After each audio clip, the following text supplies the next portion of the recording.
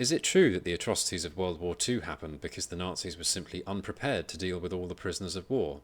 No, of course not. That's one of the dumbest things you'll ever hear in your life, but it's really easy to call out, so let's do it. So in an interview with Tucker Carlson on the 2nd of September, Darryl Cooper, the host of the Martyr Made podcast, said that the Nazis were, and I quote, completely unprepared to deal with the millions and millions of prisoners of war and of local political prisoners and so forth that they were going to have to handle. They went in with no plan for that. Is that true? Absolutely not. Let's take, for example, the Bacher Plan. This was a plan developed by and named after SS Obergruppenführer or Lieutenant General Herbert Bacher shortly before Germany's invasion of the Soviet Union, and its goal was to determine how to secure Germany's food supply for its military when stationed in Russia and the German civilian population back home. The plan the Nazis came up with to secure that food was simple: steal it. Here are the two most relevant points from its conclusion, which I'll quickly read in the original German. Der Krieg ist nur weiterzuführen, wenn die gesamte Wehrmacht im dritten Kriegsjahr aus Russland ernährt wird. The war can only be continued if the entire Wehrmacht is fed from Russia in the third year of the war.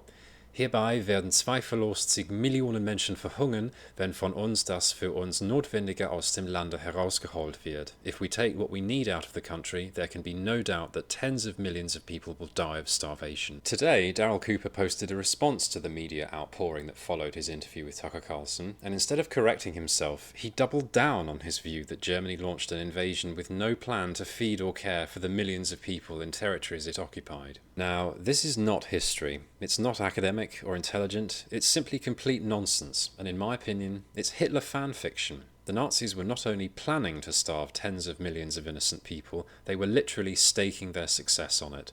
And this is before we even start talking about things like the Commissar Order, where Hitler introduced a law before the invasion that required political activists to be shot wherever they were identified among prisoners of war, or the Barbarossa Decree, where Hitler changed the law before the invasion to make German soldiers immune from prosecution for war crimes, and to allow German officers to shoot civilians for any reason whatsoever. These things paved the way for the Einsatzgruppen firing squads and eventually the camps and the gas chambers. Darryl Cooper also said he thinks that the British Prime Minister Winston Churchill doesn't deserve quite such a high reputation. Churchill, of course, famously said that a lie has travelled halfway around the world by the time the truth has had the chance to put its pants on. I'm sure there's a lesson in that comment somewhere.